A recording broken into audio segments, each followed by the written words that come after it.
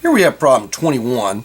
It gives us a triangle with drops basically looks like the altitude. We have 90 degrees here, and which means 90 degrees here. That's 8 and that's 8. If you block this center out, notice if that's 8, this angle here and this angle here match up. Doesn't mean they're 45, but they match up. Well, let's see what it's asking. It says, what is the length of SU? It wants to know this total length across. Well, to me, if I just cover up, I'm like, hey, I got a right triangle here. I can find the length from here to here, can't I? And same thing, 6, 8, I can find the length from here to here. They're the same.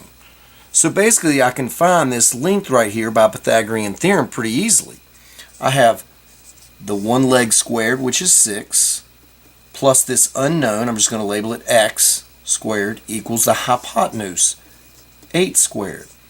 Got 36 plus x squared is 64. Subtract your 36 from both sides. X squared, 36, that looks like 28 is what I'm getting right there. That's 28. So I take the square root.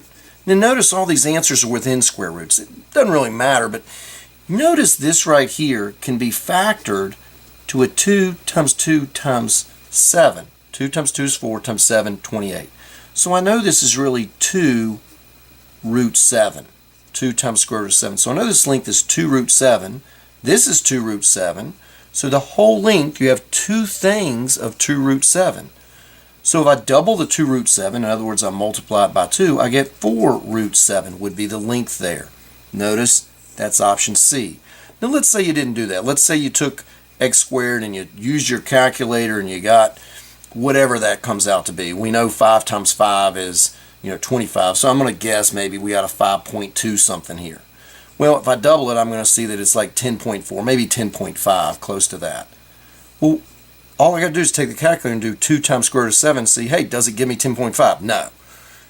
Obviously, it's not 7. Obviously, it's not 20. But if you do 4 times square root of 7, you would see that it is that answer. So then you would know it's C.